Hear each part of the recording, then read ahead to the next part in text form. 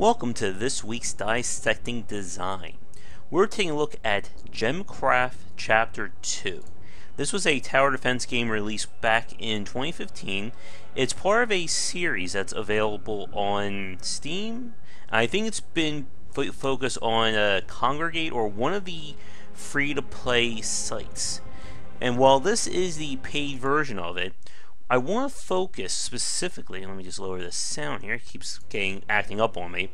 I want to focus on the idea of persistence elements in video games and how it can not only help to elevate a game's design, but can do so much to improve replayability and offer a very wide or varied game experience for players. So if you don't know what persistence means, when we're talking about persistent elements, we're talking about mechanics or systems designed to carry over between plays of a game.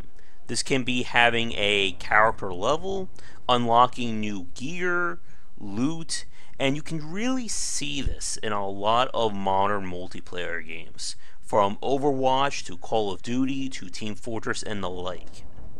And what we're going to do tonight is talk about how Gemcraft takes a very basic genre, tower defense, and does a lot of little things to turn on its head and give it more replayability compared to a regular tower defense game that is just a linear series of levels. But let's get into it and we'll load up the map. Alright, here we have the map of the game, and it can be a little confusing to see what's going on. But each one of these little tokens here represents a level. And then inside those tokens are different difficulty settings. Now the idea of the game, if I can find the first one, it's kind of a little tricky knowing which one is which, but it actually doesn't really matter. But the idea is, as you play through the game, you'll unlock new abilities and gems, which are your quote-unquote towers. Now that's the basic rule of the game. But what Gemcraft does really well is provide enough reasons to replay and challenge yourself. And that's kind of what makes these kinds of persistent elements work so well. So if I click on one here, we have three difficulty settings: looming, glaring, and haunting. As we go up in difficulty, you'll notice that the bonuses to the enemies grows exponentially more challenging. And then over here we can increase the rarity rate of fragments, which we'll talk about in a few minutes. Down here are battle traits, and all this does is basically make it harder, and in doing so it makes things even nastier to play. So right now none of this is turned on, but we can make it very, very, very, very difficult in our way of playing. Now right now we're going to keep this on the basic setting. This is going to be, or should be, ridiculously easy. We'll load things up. And what the game expects you to do is essentially play things, and I'm going to pretty much let things go because it's been a very long time since I played this game, so I am sure I am forgetting so much of what this is all about. But let's get things going here. And right now I'm just really just messing around, because again, it has been far too long since I have played this game. Well, right now with my fully leveled gems, and at this level, this is easy. This is stupidly easy in terms of trying to beat this. And we're done. It was really that hard, right folks? But that's the point. As we start playing, it's just going to be a very simple affair. Again, anyone, even if you are completely brand new to a tower defense game, could probably have beaten that. Now, let's show things at the opposite end of the spectrum. By the way, I will be losing in probably 5 seconds once things start.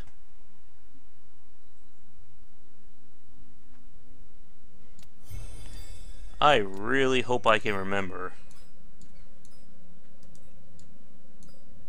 There's just be a way to combine them, and here it is.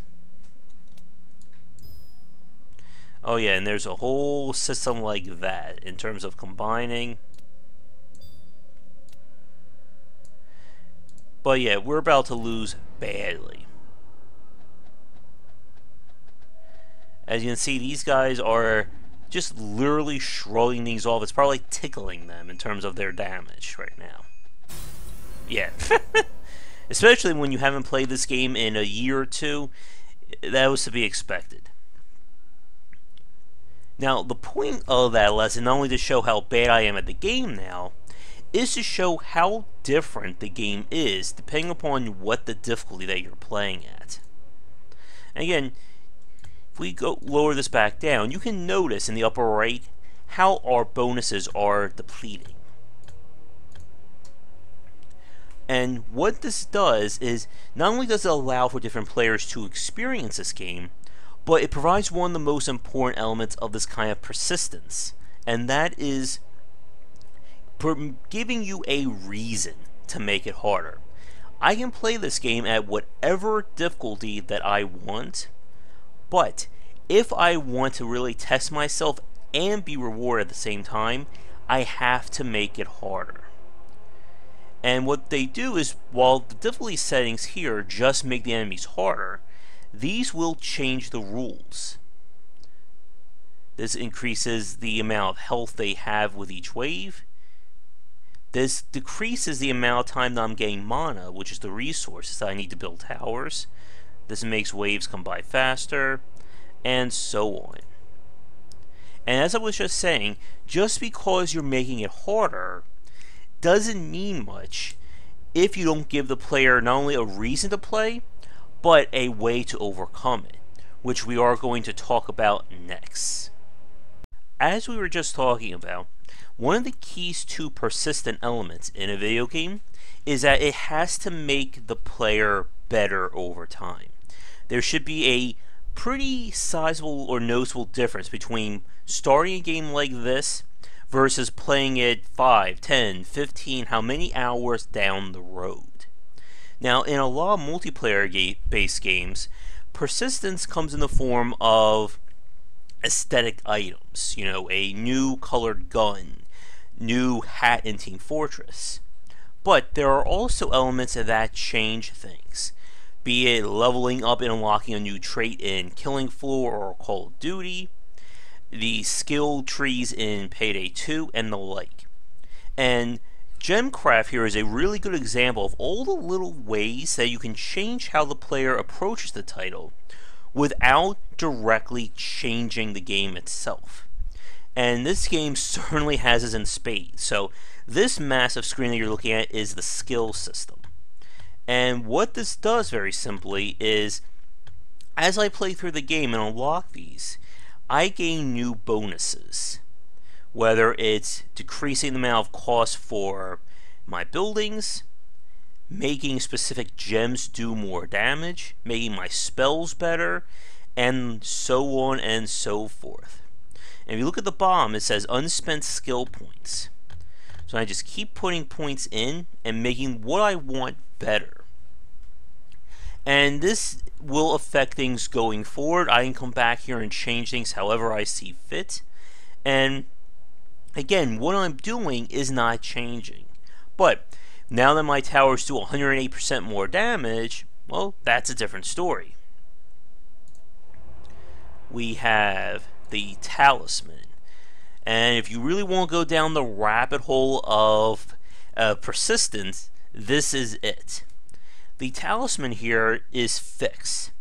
But what I can put into it changes, and as you can see, they have different rarities. The higher the number, basically the rarer it is. So rarity 5 is essentially a common, or rarity 19, while Rarity 91, 71. Do I have anything higher? Looks like my highest is 91. This would be like a legendary or an epic. And what happens is, as you gain, or as you play through the game, you unlock new fragment chances. That's what it was talking about right here, the drop rarity range. So by making things harder, we raise the rarity chance. And we can go even higher, and higher, and higher, and higher, and higher. And what that does is, by making it harder... Ooh, did I just actually lose all my stuff? I think I did. Oh, that was interesting. Well, it doesn't matter. But by making it harder, we're going to be better rewarded. And this is just a crazy amount of things. So it's the better the fragments, the more passive modifiers there are. So if you look at this, we can get some pretty crazy stuff. 20% of our wizard level, which that's how we get new skill levels, goes to our initial experience and mana. More damage to specific types of enemies. And all these modifiers, as you can see, stack. And what this basically means is, by making it harder, it makes it easier to play the game further down the line. And what they do in Gemcraft is that a starting level at a higher difficulty is harder than a later level at an easier difficulty. And that is built into the difficulty curve of the game, and something that we talked about with subjective difficulty when I did my dissection of Snake Pass. And that's what you need to do, especially when you have persistent elements like this. The player should never feel like they hit a brick wall, or an artificial one imposed by the designer. The more I play the game, the easier it is to play, and by doing so, it means I go back to a easier level and get better reward, which may help me later on. If I ever get stuck, there should be a way for me to overcome it or lower the difficulty. Now granted, if I get stuck on a level and I lower the difficulty, I'm not going to be as rewarded for it. But I will never feel like I am being stopped by the game. I am being essentially stopped by myself, because if I make the game super hard, well, then that's kind of my fault there. And what this does is it creates a very effective gameplay loop of just beating a level, replaying it at higher difficulty, getting better rewarded, and then taking that to another level and repeat and repeat, and we can just keep on going. You can see here's my wizard level here, which also affects my mana rate.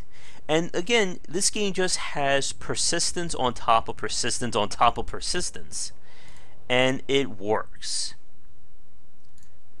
Now with that said, of course, not everything is perfect about these kinds of games, and especially when we combine it with a genre like tower defense, it can only go so far, which is what we'll talk about next. One of the problems of persistent elements in terms of these games is that it can only go so far. The more you play a game like this, you are still going to be doing the same thing. Yes, things are going to be made harder and more interesting, but it's not changing the overall play of the title. And with a game like Gemcraft in particular, this is a game that was designed around very much the long haul, especially for players who really want to get into it. You are supposed to be playing this game not just to beat all the levels, but they want you to then go back and play on each difficulty, and then in return make it even harder for yourself. But as people, I know I have a few people watching this who aren't fans of tower defense games because of how repetitive they are. Even with something like this, it doesn't change the game. In fact, I'm going to speed things up here, because actually I can, because of how easy this is. You can even make, and here's an interesting part, you can actually make waves harder and give you more rewards for it. I think. Let me see. Oh yes, we have to make a bomb. There we go. So now that way will be even harder. But again, due to the persistent elements I have in place, this won't be too bad. But the point is, eventually, just like with any game built on grinding or repeating levels, the player's going to reach a point where it's just like, why should I keep playing? And unfortunately, persistent elements don't directly add to the game experience. Making the game harder doesn't add new content to the game. And this is why, if you're going to do this, you need to have a secondary form of progression. You need a second reason to keep playing. Payday 2, for instance, despite adding in the new skill trees and new perks and whatnot, they of course add in new maps. They add in the new heists with new achievements in order to give you an actual reason to keep playing. With something like this, while I'm becoming more powerful at this game, it's not making this any different. Yes, adding more waves makes it harder, but once you've gotten a strategy down, which in a game like this, which is all about combining gems and optimization, it's very easy. You're just going to eventually go through the motions. And because of the persistent elements, they become a requirement. If you want to play this game at the second or third difficulty, it doesn't matter how good you are at the game. Either you have the upgrades from the talisman or your skills, or guess what? It doesn't matter how great your tower arrangement is, you're going to lose every time.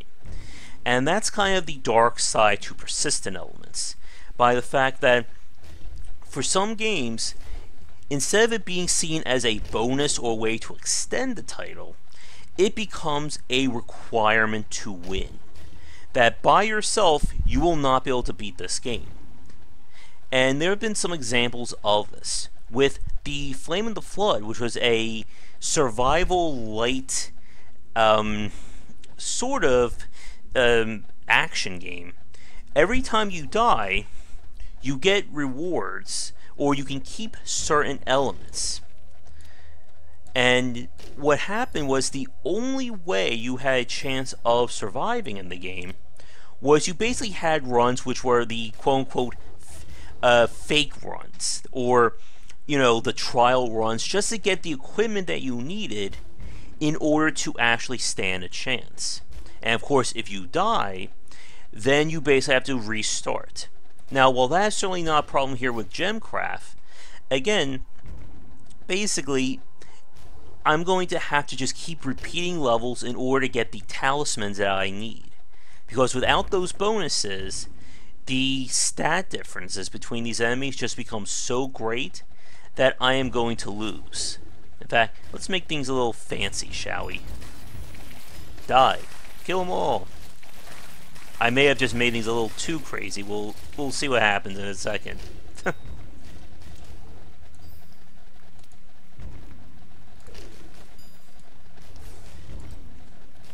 Go, power, go. Can be a little bit exciting to watch. In fact, let's just go through this right now. We don't have time for this, right? But for those of you who play games like the tower defense genre, what do you think about these, how repetitive it can become, and how do you get around it if there is a way to get around it? Now, when I played, for instance, as another example of when persistent elements can be a little troublesome, in Defense Grid 2, there is persistent elements when unlocking new tower types and upgrades for your towers. But the problem then becomes, if I'm getting stuck at a level, is it because I have to replay older levels just to level up? At what point should skill be the primary motivation for playing this game? And again, this is where you run into this issue of persistence. If I can't beat a level on my own skill, then the only thing I can do is just keep playing and repeating until I hopefully get to that point, and then I just do it again and again and so on. So you can see we got a very low level fragment, and that's another point.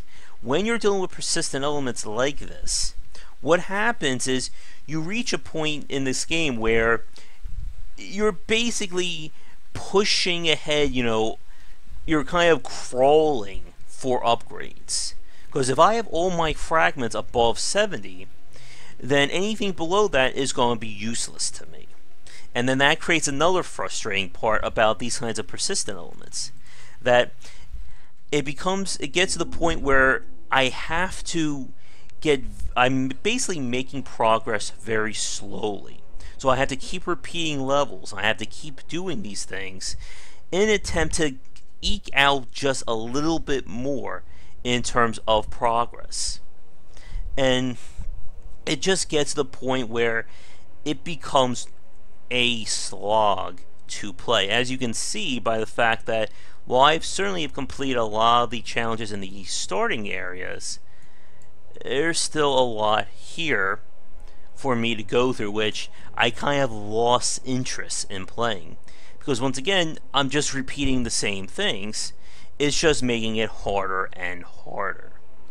But with that said, we're going to go back to the title screen and wrap things up and talk a little bit about, or wrap up about, why persistence can be a very powerful motivator. To wrap things up for this week's Dissecting Design, again, when it comes to persistence, these are elements that stay with you from each play or each match of a title. And again, the pros certainly outweigh the cons of having them in your title, as evident by the explosion of these kinds of systems in multiplayer-based games. And even if you don't add actual game-affecting elements, simply being able to add new skins, new costumes, new hats, can help to differentiate the game from hour 1 to hour 100. As we saw with a game like Overwatch, for instance, that has certainly taken over the hearts and minds of a lot of people. But again, when it comes to persistence, in order for this to work, it has to be a consistent growth. And one of the issues, again, with a lot of these kinds of systems is that there is a limit. In Payday 2, I can only level up so much. In Overwatch, there's only so many skins I can get. And what happens is, once the persistence goes away, then all you have is the game itself. And for a lot of lesser titles out there, just having persistence doesn't basically turn coal into a dime, in a matter of speaking. One of the problems I have with Killing Floor 2, for instance, is that it is so repetitive in how it plays that even getting the bonuses from the different classes isn't enough to change each play. And what makes it worse is that you can't do the higher difficulties without having the innate bonuses. So you're basically forced into a grind to get to the point where you can play the game at a reasonable difficulty level, but then you're not really feeling rewarded because of it. And that's one of the other issues when it comes to these persistent elements, is that it's a two-way street. I should be using these elements to make the game more interesting or making it better for me, but then the game has to compensate by either providing different challenges, different rewards, or just quite frankly being made harder. If both these elements don't work, your system is going to be less than the sum of its parts. And one other point, going back to what I was saying with the Flame and the Flood, is that if you're going to have persistent elements to it, you still need your base game to be balanced. I don't want to play a game where I have to play 30 mock runs before I get the right gear that carries over or unlocks the right persistent passive that lets me then beat the game. Because then it just feels like I'm wasting my time. A good persistence system should basically be growing organically with the player. If I'm not seeing any progress, or if it's basically out of 50 matches, only 5 of them are actually moving me forward, then it becomes a grind, and I'm not going to want to stick around. But there are plenty of other great examples of persistence in video games, one of my all-time favorites being The World Ends With You, which, if I can ever get a setup to record 3DS footage, I would love to show you that game. But for those of you watching this right now, what are some examples of games that you've played, besides the ones that we've talked about, that have good persistence? And before regular El Gordo brings it up, I'm sure he's going to mention Warframe as a great example. And that's another big point, that many free-to-play titles are built on persistence, with adding in new gear, new ways to impact matches, and again, just keeping the game from becoming repetitive and stale. With that said, we're going to wrap things up here. Thank you so much for watching this week's Dissecting Design. If you have a suggestion for a future game for me to look at, please let me know in the comments below, as I have my list of titles, but it's always great to add more. If you are new and you enjoyed the video, be sure to like and subscribe, and check back daily for more design discussions here and on Game Wisdom, where we examine the art and science of games. And new Dissecting Design should be going up each week. Anyway, thanks again for watching, and see you all next time.